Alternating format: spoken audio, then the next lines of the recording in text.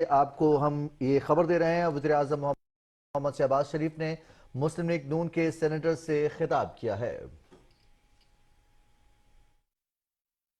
Federal ministers اور P M L N کے senators, آپ سب کو دل کی گہرائیوں سے خوش آمدید کہتا ہوں اور آپ کا شکریہ ادا کرتا ہوں کہ آپ نے آج ملاقات کے لیے آپ یہاں تشریف لائے۔ میری درخواست پر آپ کو جو موجودہ صورتحال ہے اس حوالے سے میں آپ کو ذرا اعتماد میں لوں گا، تو آپ کو بہت شکریہ۔ اس حوالے سے جو پہلی بات جو ہے کہ ہماری جو ایک شروع میں سوچ تھی کہ ہم ریفارمز کر کے الیکشن میں جائیں گے، تو اس میں کولیشن میں اس میں تقسیم تھی۔ کچھ کا خیال تھا کہ ہمیں الیکشن میں جانا چاہیے، کچھ کا خیال تھا کہ نہیں، پورا ٹرنیور کرنا چاہیے۔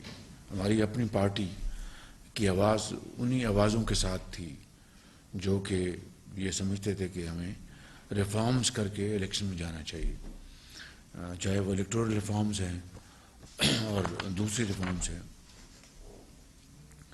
مگر پھر چونکہ باقی پارٹیوں کا فیصلہ اس معاملے میں تھا کہ نہیں، ہمیں پوری ٹرم کرنی چاہیے، تو اس میں وقت لگا۔ تو بہرکیف اب سب یکسو ہیں کہ ہم یہ جو 14 مہینے ہیں ان کو ہم نے پوری ٹرم ہم نے استعمال کریں گے اور شبانہ روز کوشش کریں گے، محنت کریں گے، انفرادی طور پر، اجتماعی طور پر، اور اللہ تعالیٰ کے ہاں نتائج اس کے ہاتھ میں ہیں۔ تو انشاءاللہ مجھے امید ہے کہ اللہ تعالیٰ اپنے بے پایاں فضل و کرم سے اس پاکستان کے اوپر، پاکستان کے عوام کے اوپر اور آپ کی کاوشوں کے اوپر اللہ تعالیٰ اپنی کمال مہربانی سے کرم فرمائیں گے۔ لیکن شرط اول یہ ہے کہ محنت اور مسلسل محنت اور دیانت اور امانت کے ساتھ ہم آگے بڑھیں۔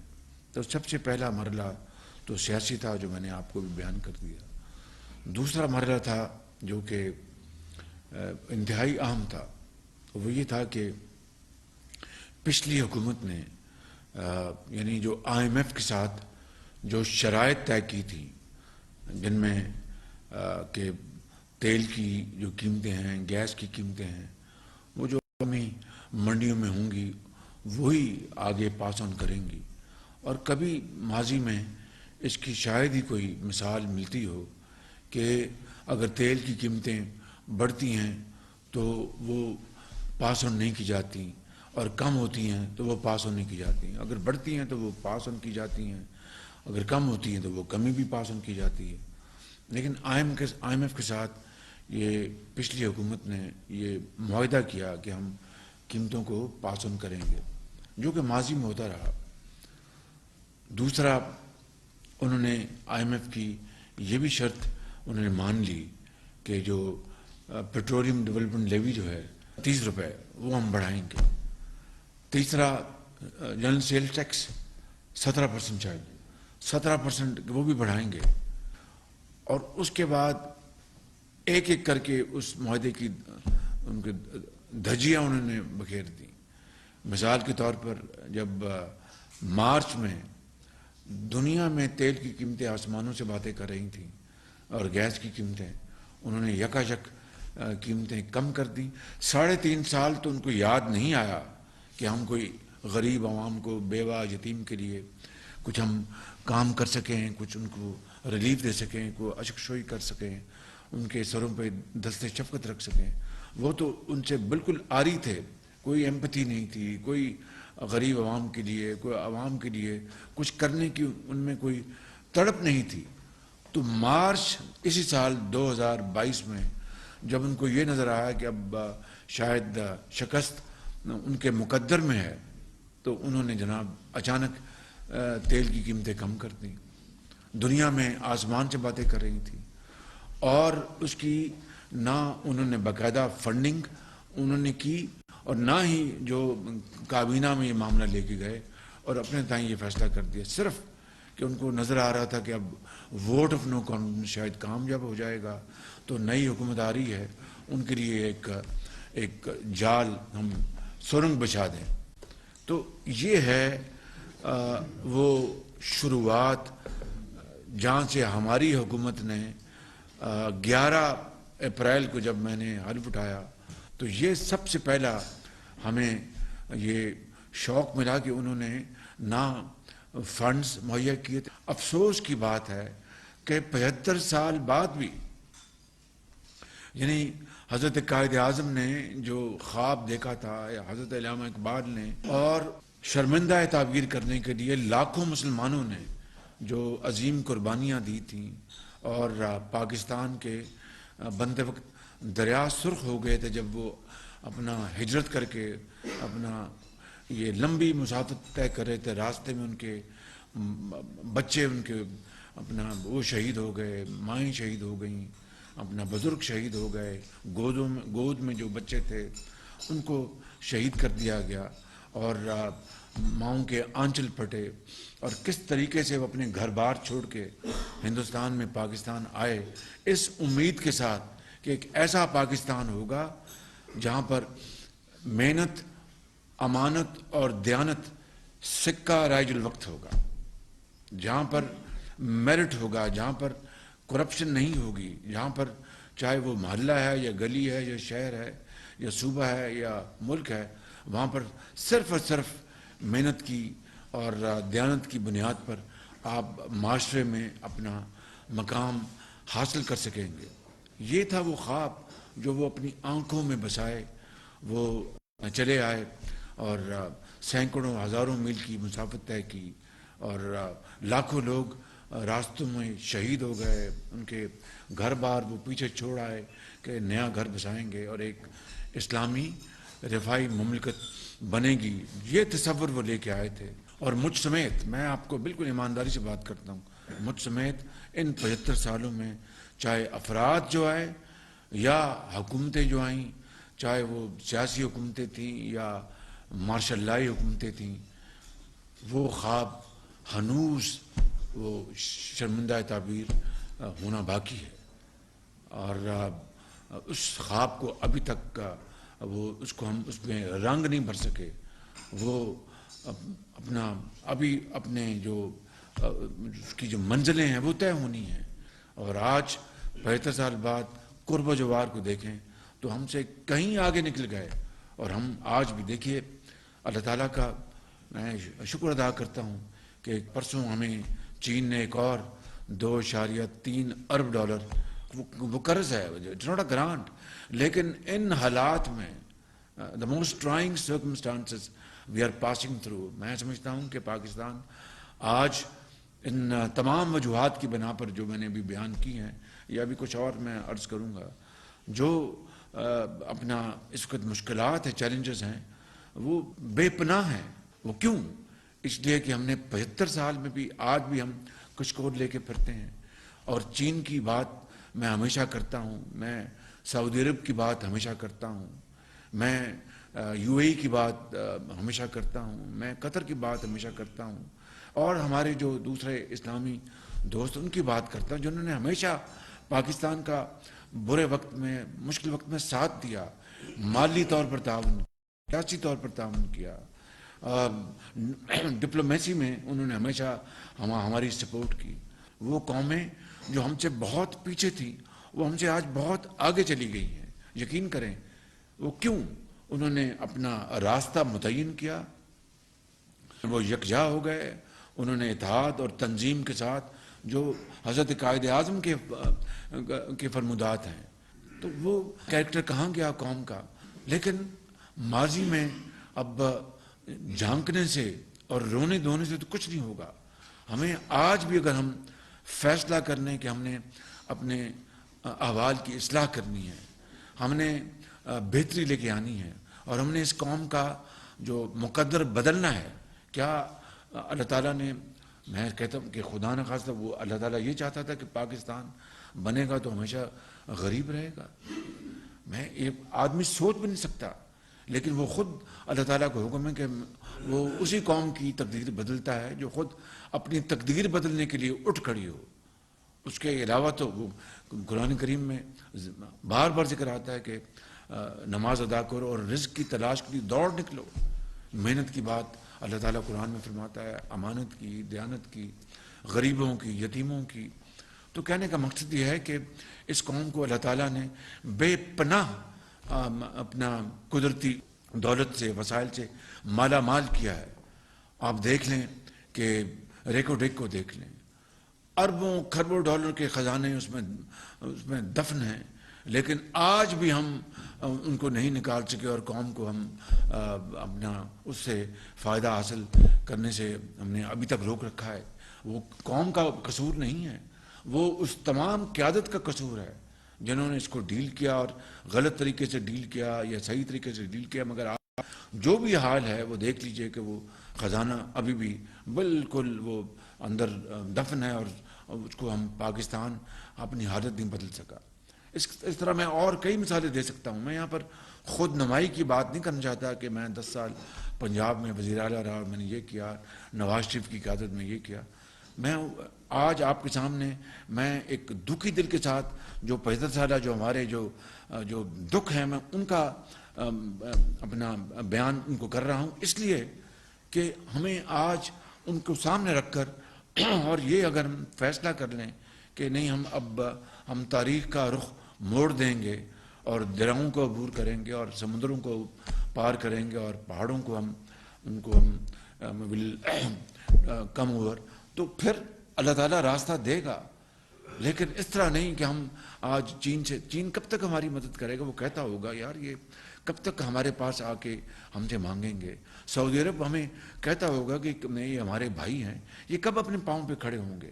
تو اس قوم کی اصلاح اللہ تعالیٰ تبھی کرتا ہے جو اپنی اصلاح خود کرنے کے لیے تیار ہو جائے اور فیصلہ کر لے.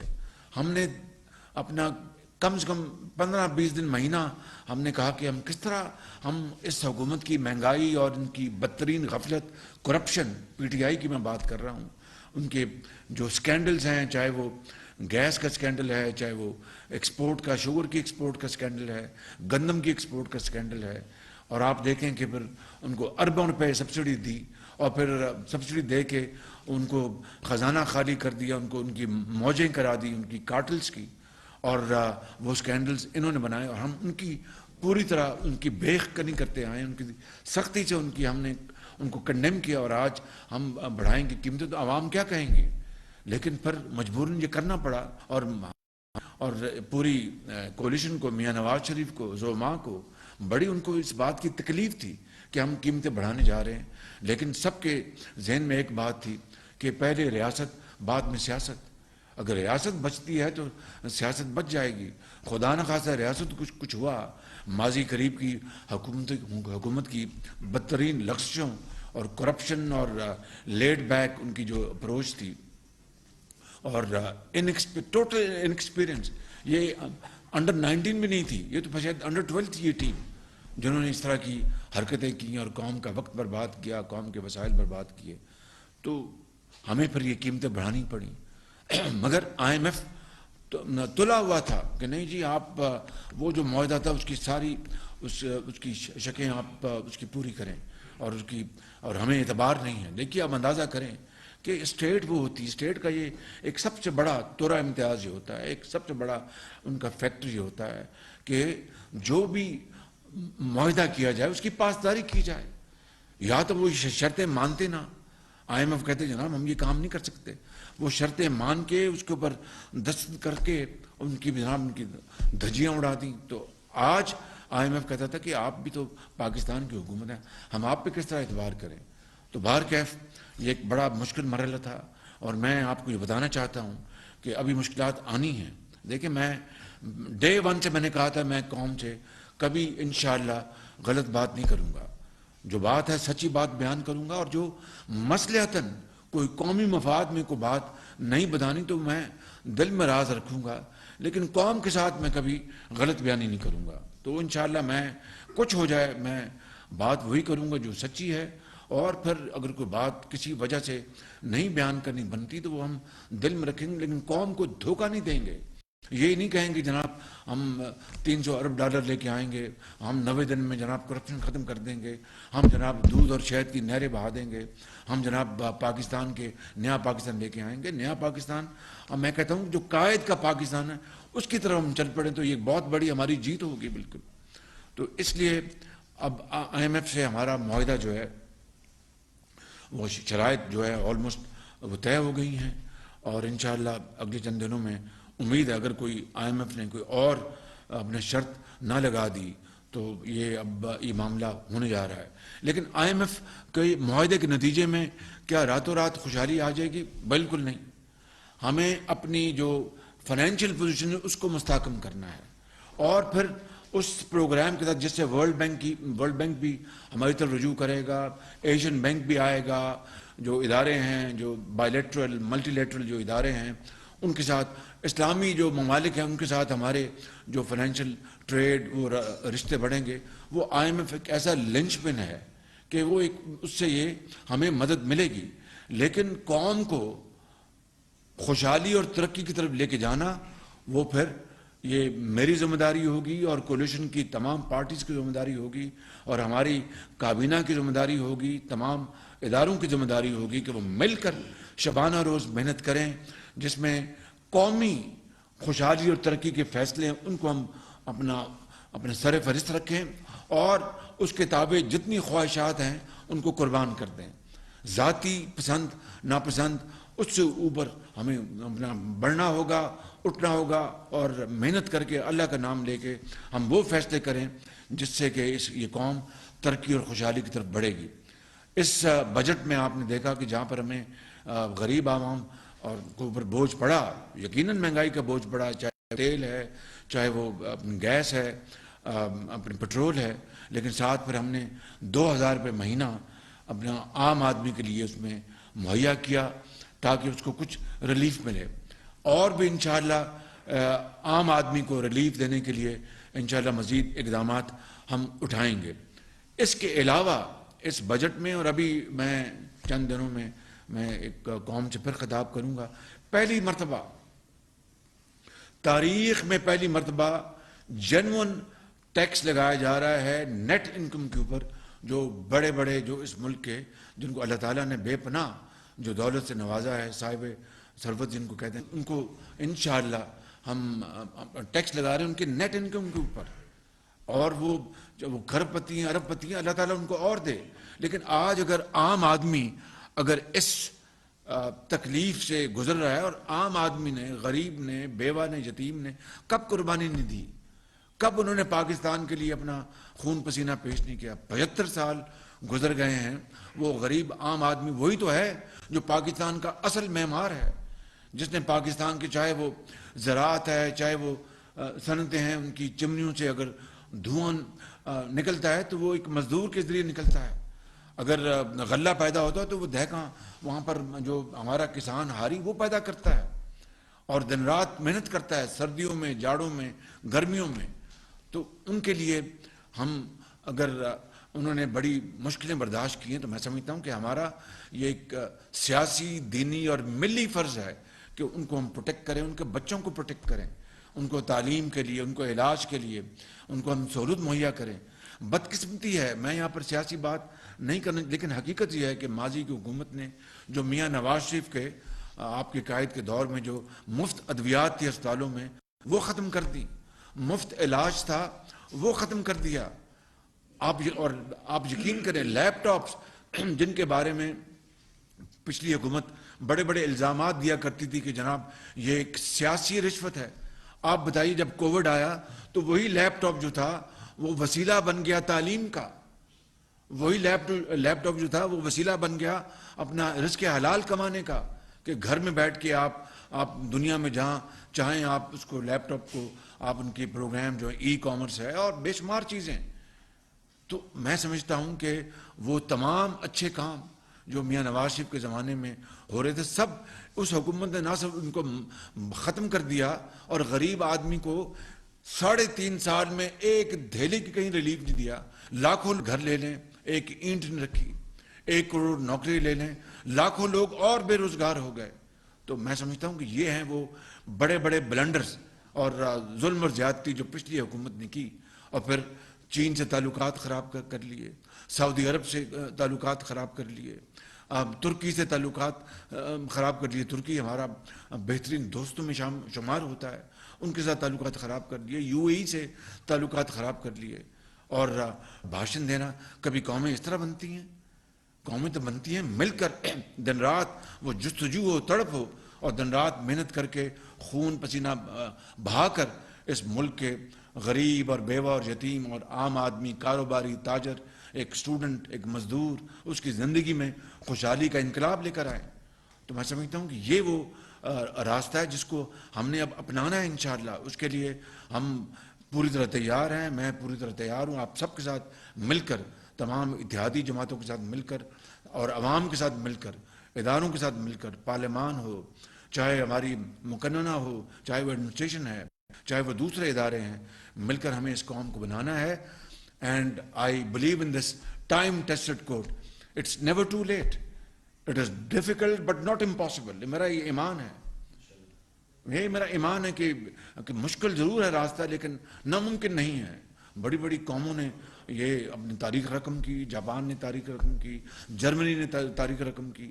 اب دیکھیے کہ میں آپ کو کیا بتاؤں, یعنی دل خون کے آنسو ہوتا ہے جب یہ, ابھی جب گیس کی قیمتیں وہ زمین بوس ہو چکی تھی, $4 تھی, یعنی اپنا پر یونٹ, دنیا میں خریدی, نہ لانگ ٹرم ایگریمنٹ کیا, پوری دنیا میں گیس جو تھی وہ یعنی سمجھ لیجئے کہ مفت مل رہی تھی.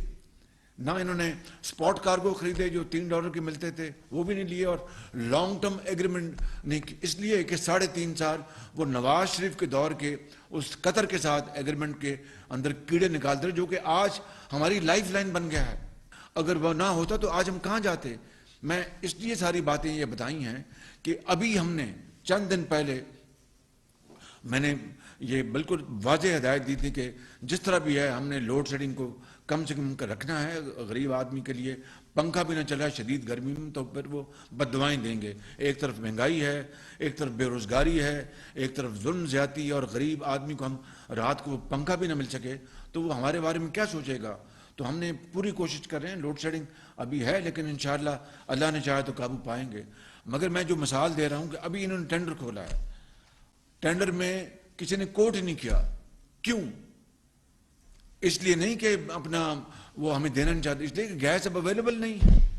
وہ سارے کے سارے وہ یورپ کے جو ممالک ہیں اور دوسرے شمالی امریکہ کے, یورپ کے اور دوسرے فارس کے, وہ گیس خرید رہے ہیں اور ان کو اپنا انہوں نے ایگریمنٹ کر لی ہے انہوں نے.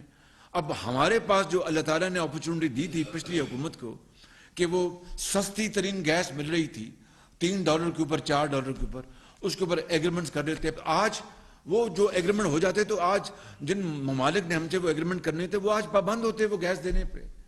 $13 پہ جو ہم نے نواز شریف صاحب کے دور میں اس میں تو گیس مل رہی ہے, لیکن ہمیں مزید گیس چاہیے. پاکستان میں جو گیس کے جو ذخائر ہیں وہ ہر روز کم ہو رہے ہیں, لیکن اب ہمیں باہر سے ہم گیس منگوانی ہے, گیس ہمیں مل نہیں رہی, اس لیے کہ کوئی انہوں نے ایگریمنٹ کیا نہیں, اور اللہ نے ان کو موقع دیا تھا جب یہ کر سکتے تھے. تو یہ ہیں وہ یعنی کیا کہتے ہیں میگا بلنڈرز, یعنی جس کو کہتے ہیں فاش غلطیاں انہوں نے کی, فاش غلطیاں انہوں نے کی جس سے کہ قومی معیشت کو بے پناہ نقصان پہنچ چکا ہے. تو اب اس سارے نقصان کو اب ہمیں ظاہر ہے کہ ذمہ داری ہماری ہے. انشاءاللہ اس نقصان کو ہم نے اپنا بڑے عزم و ہمت کے ساتھ اور بڑے حوصلے کے ساتھ ہم نے اس کو آہستہ آہستہ اس میں کمی لانی ہے, خوشحالی کی طرف آگے بڑھنا ہے.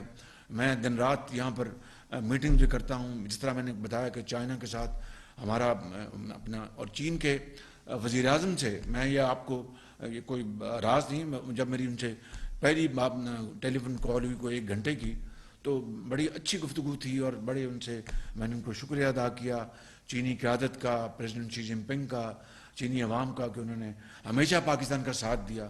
تو میں نے ان کو کہا کہ آپ یہ سی پیک کو بھی ہم نے دوبارہ ریوائیو کرنا ہے.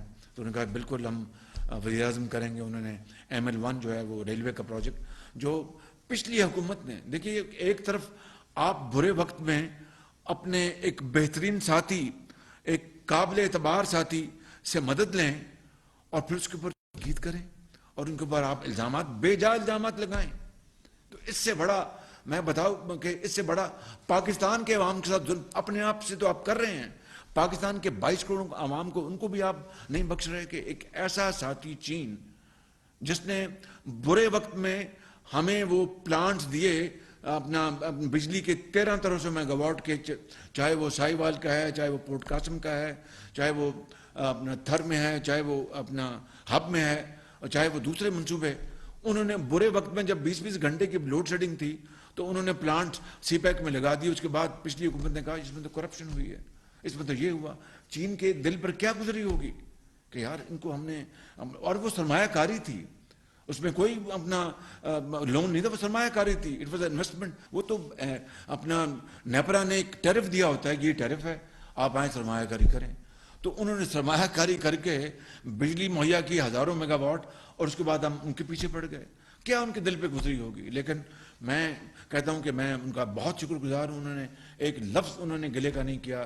وزیر اعظم چین نے مجھ سے انہوں نے کہا کہ نہیں، ہم بالکل تیار ہیں، ML1 کو بھی ہم سپورٹ کریں گے اور بھی یہ کریں گے. کہ اس تمام تر الزام تراشی کے باوجود بھی وہ کہہ رہے ہیں کہ نہیں، ہم پاکستان کے ساتھ ہیں. اور دیکھیے کہ $2.3 ارب کا انہوں نے اب ہمارا ہو رہا ہے.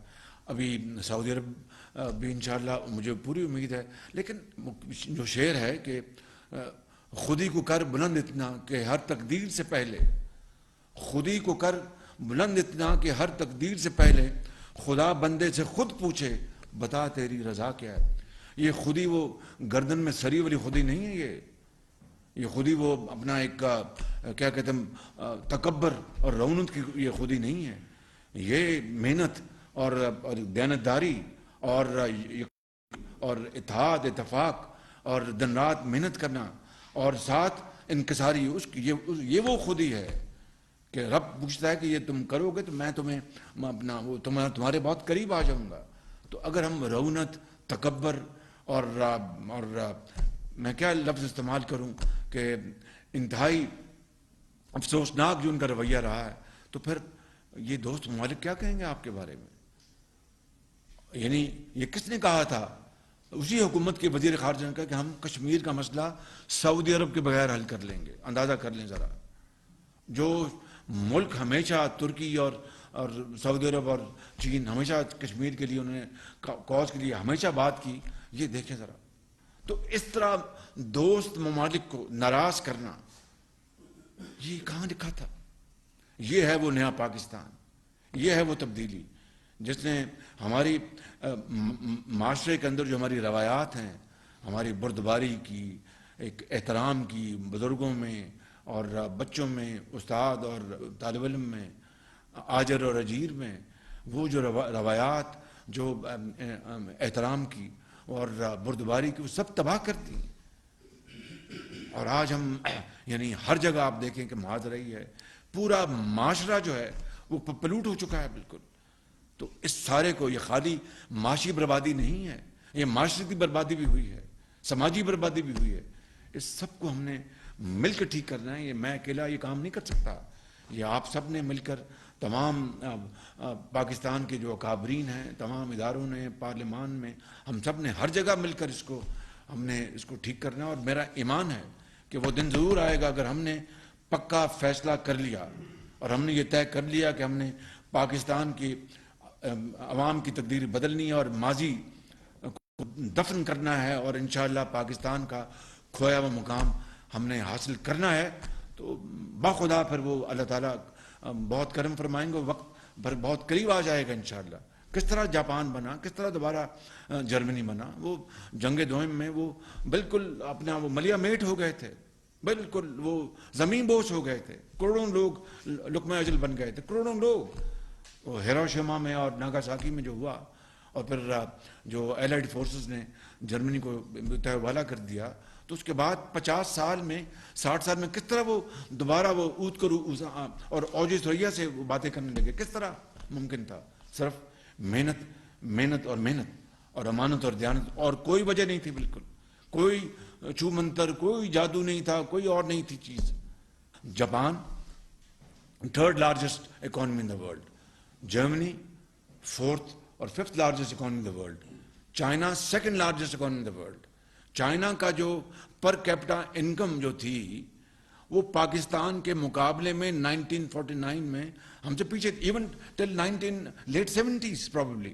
سو میں یہ لمبی بات ہو گئی، بہت میں نے بات کی، لیکن میں آپ کو یہ گزارش کرنا چاہتا ہوں، آج بھی ابھی طے کر لیں کہ اٹھ کھڑے اور فیصلہ کر لیں کہ ہم نے اس قوم کی تقدیر بدلنی ہے. تو میں خدا کی قسم کھا کے کہتا ہوں کہ یہ تو پر ہمارے اوپر منحصر، پر اللہ کا کرم اگر ہوگا انشاءاللہ، اس کے کرم کو بغیر تو کچھ نہیں. اور خوشحالی اور ترقی وہ ہمارے مقدر انشاءاللہ ہوگی، اور انشاءاللہ دنیا میں پاکستان اپنا کھویا مقام حاصل کرے گا.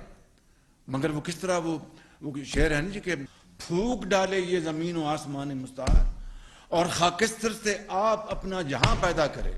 یعنی جو خاک جو ہے اس سے نئی زندگی بنائے، نیا گھر تعمیر کرے، نیا ملک، نئی قوم تعمیر کرے.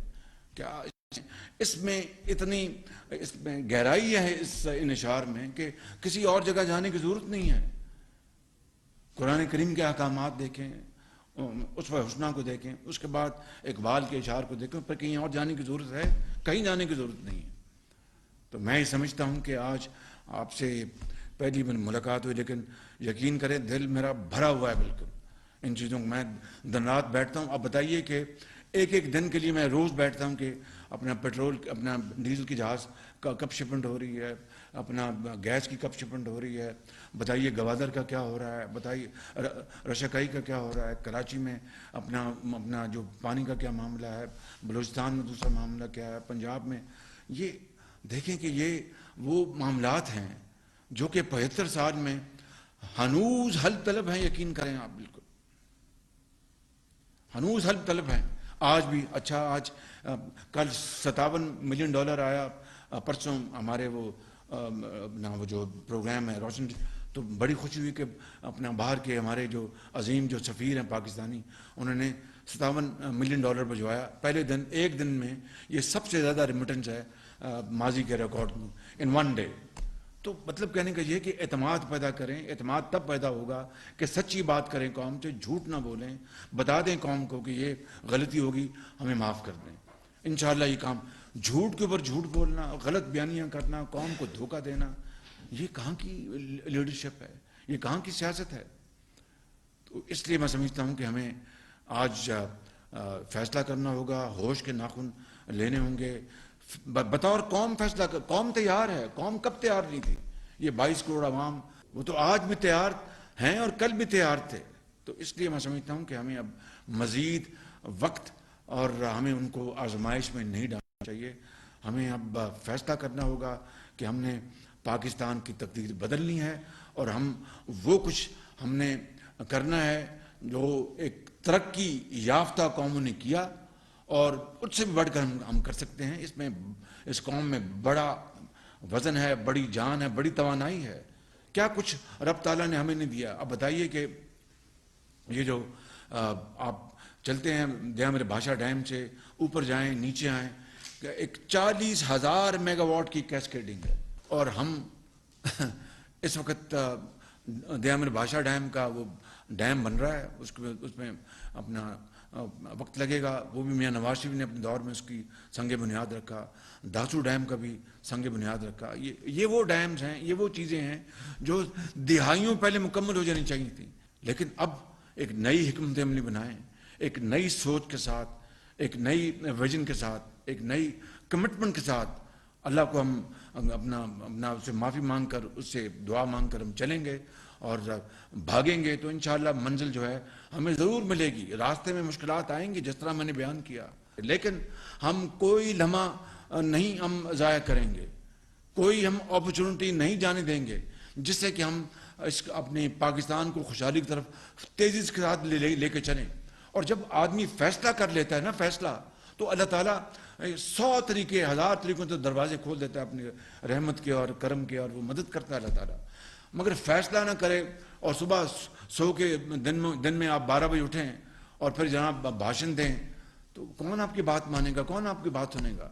تو میں سمجھتا ہوں کہ یہ وہ معاملات ہیں جو آج یقین کریں ملاقات تو تھی کہ بات کریں گے، لیکن یہ وہ سیاسی، یہ وہ معاشی، یہ وہ سماجی، یہ وہ ہمارے ڈپلومیٹک جو چیلنجز ہیں جو ہمیں آج درپیش ہیں.